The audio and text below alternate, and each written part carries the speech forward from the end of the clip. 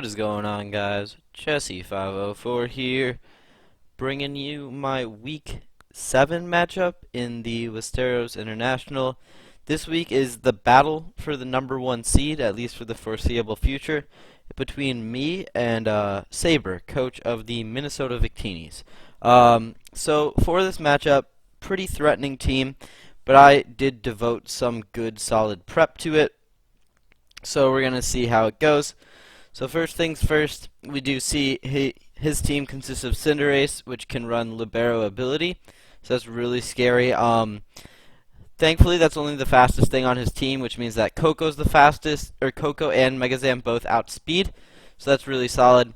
Azelf, which is kind of just a great suicide mon. It can also be like threatening in the later game, but it doesn't hit too hard for what it is, so that's pretty solid. Kartana, pretty one-dimensional Pokemon. It's physical, but I don't know what it's going to be. Thankfully, its Spadef is paper thin, so I have a way to exploit that.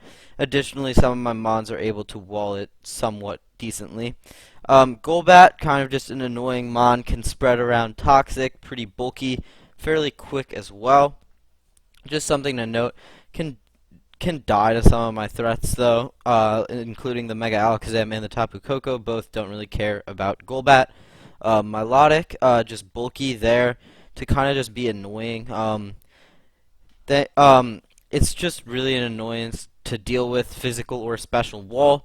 I'm predicting special to try to deal with the Mega Alakazam a bit better, but thankfully Alakazam can kind of hit it pretty well with Energy Ball. Mega Altaria, pretty versatile in the, it could be like physical setup, special, just attacker, as well as just like a versatile kind of cleric, helping out the team, passing, or just defogging, but it could also be setting up. Up next, Scrafty, new this week.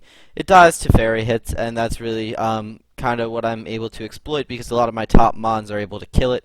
Even if it's holding a Roselli Berry, it can still die in one hit, which is really nice.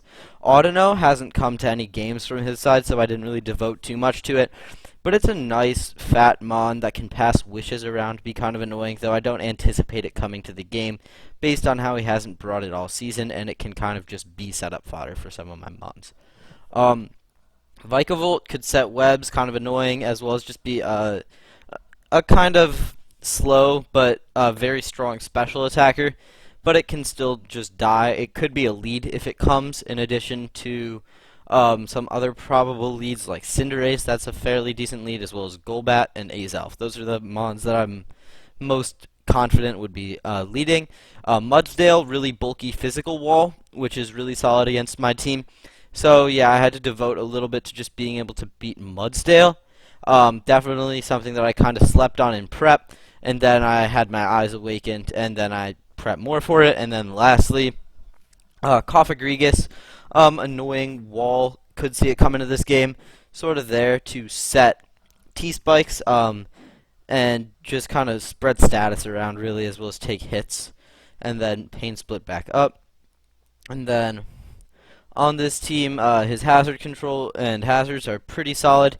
He has Court Change, which is not listed here, which sort of influenced my prep a little bit. Yeah, but his rocks aren't too strong. Azelf, Mudsdale can do it really reliably, and then Azelf kind of can do it, and then T-Spikes would be kind of annoying, but I'm packing Defog on one of my mons just to try to get rid of that. Additionally, I don't want webs set up against me. So, yeah, that's why I'm packing Defog. I think webs would hurt my prep. And then Solid Cleric in the Mega Altaria, which can heal Bell the team. Can also just provide just great versatility with the Defog as well. And then the Audino can heal and wish the team back up if I don't see it coming. Then lastly, the priority section. Useless priority, not firing a special move off. Fake out on Scrafty could be seen, and then Sucker Punch Cinderace could be really annoying against the Mega Alakazam. So that's kind of the matchup breakdown right there. And then I can just quickly show you the team. Alrighty, so on this team that I'm starting off with, my Mega Alakazam.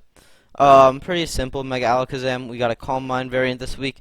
I would have loved Shadow Ball to hit Cofagrigus, but I don't really want to set up until that thing's down anyways, because it can kind of just be annoying. So what I found is that against Mega Altaria. If it's special, this thing can set up, and it can kind of just set up against most special things on his team. Because I'm really bulky this week, almost max HP, because this speed was all I needed to outspeed Cinderace, and I didn't need a Modest Nature. So that was kind of just what I was looking at this week for my Mega Alakazam. And then up next, I have my Tapu Koko Choice Band Tapu Koko this week. I didn't want to waste a Scarf on it because it's the fastest thing, and though I do see Scarf Kartana or Scarf Cinderace as potentially annoying mons, I think that Choice Band will be better to sort of tear through the walls that this thing's going to have to deal with. But yeah, and then up next, this is kind of, I'll do the Landorus next because after that the prep sort of heats up from there with the Infernape and the Araquanid. I'll do those ones for last. Just a Rocky Helmet Landorus, kind of to deal with Cinderace really well. Although Pyro Ball isn't contact, this thing is sort of meant to switch in if Cinderace is in front of Mega Alakazam. That's kind of what we were looking at. Additionally, his team is very physically offensive, so I'm able to sort of deal with that using my Lando T by switching in on those. Has a fairly decent matchup against those physical attackers, and then they don't really want to lose their items, which is really big against me. I guess I'll do the Registeel. Pretty standard Registeel, what I've brought this season. Iron Defense, Body Press, Stealth Rock, and Protect, though I think I meant to do Toxic, because that's kind of what's here to help me. Is this Registeel, the fact that I can just do so much. Again, most of his team is physical, so Iron Defense, Body Press is pretty solid, even though he has threats like Cinderace, which hit super effectively. If I'm set up on defense, they don't hit too hard. Yeah, and then he doesn't really have much to switch into Body Presses, so this thing, you don't really see Registeel as a breaker, though I guess in this league I've kind of made an argument on why Registeel is, for me, just a great early game breaker every single game, which is really fun. Up next, so originally for these last two mons I sort of had different ideas, and I didn't really know which way to take them, and then I sort of stumbled upon things, and I really liked it. So, first off, my Infernape. Shuka Berry this week, just to sort of tank any ground hits that could be coming. Blaze, and we're a Nasty Ape this week. When I saw that Vacuum Wave one-shot Kartana, I knew I would have to be packing Nasty Ape this week because I'm able to pretty freely get set up on a lot of things. And then Vacuum Wave if the Kartana comes in, because that thing might think it's going to outspeed me, but it can't. So that's really solid. And then Fire Blast, Focus Blast as the last two moves. Just fairly simple, self-explanatory set. But stumbling upon it was kind of why I like it so much. And then lastly, this is the Heat. Araquanid, Heavy Duty Boots, Water Absorb, Substitute, Infestation, Toxic, Leech Life. Yeah, so basically this thing is sort of meant to stall out a Milotic set, which would be really nice. I don't think I need Substitute. I think this was supposed to be Rest, so that I can heal back up against a Milotic. And then Infestation, Toxic, Leech Life. Leech Life is sort of there to heal me back up a little bit if I don't want to full commit to a rest. Infestation is really nice because it'll trap the Milotic in after I Toxic it, and Water Absorb means that Milotic can't touch me unless it somehow freezes me with an Ice move. Additionally, I'm packing full Fizz Def because most of his breakers are physical, at least full, and then a little bit into attack so I can heal up enough against the Milotic, and then to be able to stall it out. And additionally, this thing can stall out Mudsdale if it has to. Really nice to be able to pretty much 1v1 either of those mons. So that's my Araquanid set this week, and now I can see you guys in the battle. Okay, so he brings some pretty standard stuff. Actually, I'm pretty sure the exact same team that I saw in my mock. So this should be interesting and fairly helpful as well. We see the Altaria, Mudsdale, Milotic, Cinderace, Azelf, and Scrafty. So against this, I'm predicting a probable Cinderace lead. I think leading Lando is probably just my best option. Can always U-turn out, and hard switch if it's the Mudsdale. Yeah. So that's kind of what I'm looking at right now. And then additionally, if it's Azelf, I can just knock it off or U-turn on it. And then, yeah, as it'll potentially get rocks up. He does lead Azelf. Um, I assume it'll just be going for rocks of some or something like that. It goes for a toxic. I'll U-turn, break it down, and go for my Araquanid, as I'm not really sure what it's going to want to do. I think just clicking toxic is the right move here. Toxicking something will always be helpful, and that's kind of why I see myself doing it. Hopefully, the ideal is Milotic, because then next turn I can lead or I can infestation it. Although Scrafty could be an interesting bring in, and I don't really see I don't see the Cinderace coming in, and I definitely don't see the Altaria. Actually, the Altaria could come in, although I'm not really sure why it would want to when you have a seemingly much better switch in to either your Mudsdale or your Milotic, which is obviously the number 1. So it's just going to be interesting. But I'm fine getting Toxicked on my Landorus because this thing or that thing really isn't too important to me. So we could just try to get rocks up before he goes down. But I think that he might want to preserve his Azelf to sort of try to do something late game. Okay, he does. I'm just going to Leech Life it now. It'll be interesting to see what he wants to go into. He goes into Cinderace. I'm going to rest up, potentially, but that could be setup fodder for the Milotic. I think I'm just going to Toxic and... okay, that'll finish me off, even though I'm really bulky. That could be potentially Choice Band damage, so I might want to have to calc that. So let me just go ahead and... I think I have my stuff imported into my calcs already. I do. Versus a Cinderace. Yeah, that appears to be that, or although it is Libero, he could be Adamant. That just looks like Adamant damage to me. Actually, does it look like Adamant max roll? Against the Altaria, I do just like going Coco because Play Rough does so much. So that's either Choice Band damage. Let me just look at what I was at. I was sitting at 33.9. So if he was Adamant, yeah, he has to be Choice Band from what my calcs are telling me. Yeah, just a Choice Band Play Rough should just eat through an Altaria. It does. Perfect. Crit, I'm gonna check if that mattered or not. Tapu Koko against an Altaria Mega. That KOs no matter what. I'm not gonna say that it does. But yeah, when you're watching this, no, that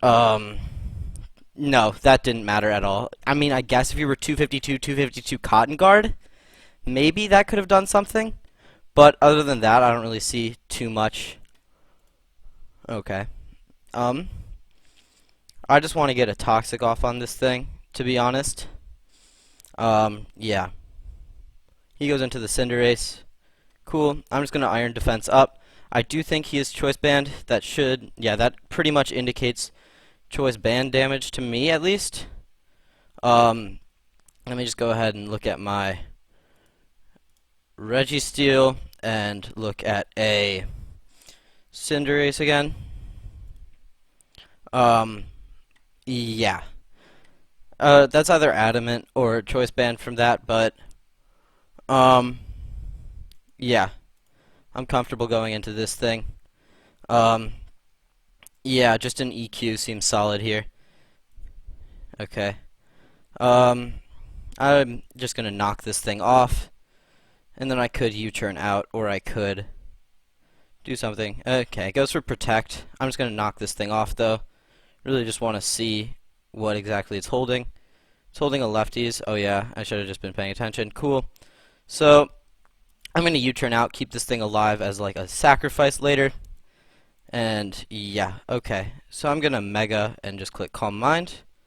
That seems like a fairly decent play. Not really sure what he wants to go into. But at +1, I should be able to KO anything on his team. And yeah, he appears to be Choice Band damage on the Cinderace. But cool.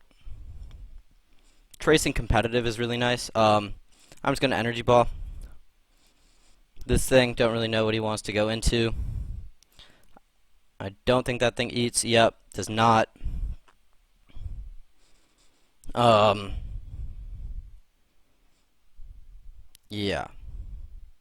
So it looks like the Altaria crit sucked, and I'm sure Mudsdale, I'm pretty sure dies to him. Okay, so he's just gonna try to toxic stall this thing out. I guess that's respectable, but like, I don't know if you're like, at this point it's not worth switching out. If you're choice banned, you're choice banned. Okay, cool. That's fine by me, as I can pretty safely, um, go my Infernape and Nasty Plot up. Cinderace is low and toxic. So if I Nasty Plot up, as long as I hit, I should be fine. Cool. Perfect. Infernape looks like it should just be able to clean at this point in the game. Vacuum Wave should kill. Perfect. And then on the Mudsdale, yeah, should be pretty solid here. As long as we connect, stamina pops off, EQ, we got my Shuka-Berry right here. Solid prep coming off in the end. And then Focus Blast is 79, so Vacuum Wave should KO. By my calculations, by my intense mental math. Goes for Protect, that's fine. Actually. Yeah, so if that did 79, this will do about 1/3 of that, which is... Yeah, I have to click Focus Blast and hit it. So 70% chance to win right here, 100% chance to win on the next turn, I'm pretty sure. We miss, that's unfortunate. But yeah, a choice banded play rough should be able to KO from this range. Although, this thing is getting pretty healthy. This is a bit of an issue. I choked, okay. GG.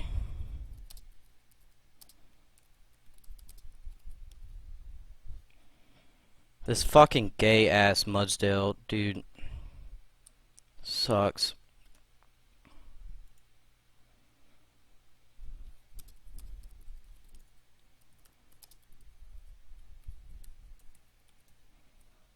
Yeah.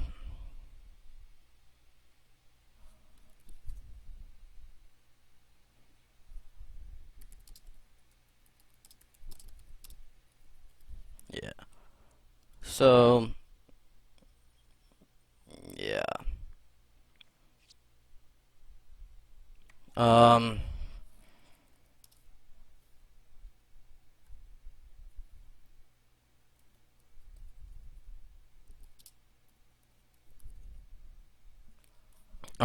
yeah.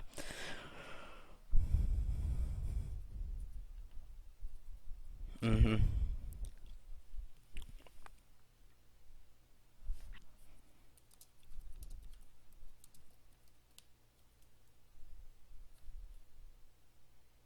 Yeah, so, I mean, like, the Altaria crit doesn't matter. The miss mattered, though. The miss mattered so much. That was so fucking bullshit, though. Nice.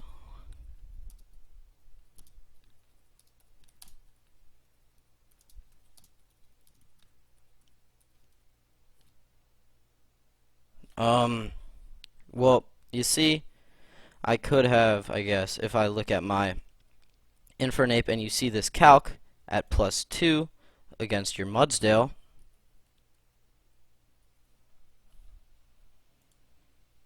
and, well, so I assume max Spadef because of the roll. And then you see that Vacuum Wave doesn't KO, so clearly, yeah. So the luck has been kind of paying you dividends all season, Saber. Just know next time it won't be the same. Just to end off this video, I would like to give a quick overview of my new team post-transactions. So while I did like playing with my old team, I felt like it was just maybe a little bit too easy to prep for. So I'm hoping to sort of change that up following these transactions. So we got some of our big hitters still here: Tapu Koko, Alakazam, Mega, and Infernape. They've been paying off for me a lot this season, so I see no reason to get rid of them. What you will notice is that Landorus is not here, because I traded Landorus away, along with Araquanid and Registeel, for Excadrill and Tyranitar. So, just picking up that nice little bit of sand core right there. Additionally, these two mons are fantastic on their own, even if it's not even if like Excadrill isn't in sand, it's still great with Mold Breaker. And even if Tyranitar doesn't have the Excadrill next to its sand, it's still great to disrupt the other weathers. That's really helpful for me. And then I needed some solid special attackers, so I went ahead and I grabbed Inteleon. I really like what it does as fast mon. Bridges me a little bit better between Infernape and Tapu Koko. Instead of having a 22 speed gap, I have a 10 and a 12. So that's really nice. And then Infernape can bridge down to Excadrill, and then we can keep going from there, which is really fun, and I really like it. But now I was almost out of points, because if you look at this, this is 19, 18, 16, 15, 14, 9. That's the majority of my points gone. So for the bottom half of the team, I still had to do a little bit of work rationing my points. So you'll see, first things first, Dusclops, this thing has been doing great for me. So I see no reason why I would have to get rid of it, so that thing is staying. But unfortunately, Registeel had to go. That thing has also been doing great for me, but I had to get rid of it to sort of accommodate. So first things, Flapple, this was kind of the last big member. I needed a grass and I needed a dragon. So I figured Flapple, as long as my Hustle RNG is fine, Flapple will do great. It can Dragon Dance up and be a threat like that. Other than that, Hustle is a really strong ability. I believe Flapple has one of the strongest outrages in the game. I believe its outrage is stronger than Kyurem Black's with Hustle, which is insane, just to put that into perspective. But only 80% of the time hitting it is, I'm sure, going to cost me the game. As you saw against Saber, missing that Focus Blast was really costly, and having to do that every turn with Flapple, I'm not sure if I'm going to be able to live. Um, Two cannons, slow, but it hits hard. It can just be here to defog. The top half of the team's also really weak to ground, so I picked this thing up as an immunity to ground, and additionally I picked up Haunter, which is a surprisingly strong 95 base speed and hits really hard. It's at 115 base special attack. So for this thing that is seemingly, I don't know, it just seems a lot worse than it actually is, at least in my opinion. Doesn't look like too much on paper, but at the same time, it also looks great on paper. Having a fantastic move pool, and additionally, it can hold Eviolite if it wants to. If not, it's just fast. It can hold Choice Scarf, Choice Specs, and Haunter can just put in some work. And then lastly, Glaceon. Um, this thing is just here to wish pass. Pretty much, there wasn't really too much left in the 2 point tier. It's pretty much this or Furfrou, so I decided to grab this thing. Yeah, it can hit hard, especially, it's great with Freeze Dry. I know that I'm gonna have to face Dracovish at some point, so having this Glaceon to be able to deal with it should be pretty helpful. So this is my team. Hopefully I should be making playoffs, based on how some of the other teams are record-wise, so I should be good for playoffs. Just gonna try to battle back into that number 2 seed for maybe a first-round bye. So this is my team. Let me know if you think it's more threatening or if you think it's a little worse in the comments down below. And Jesse504 out.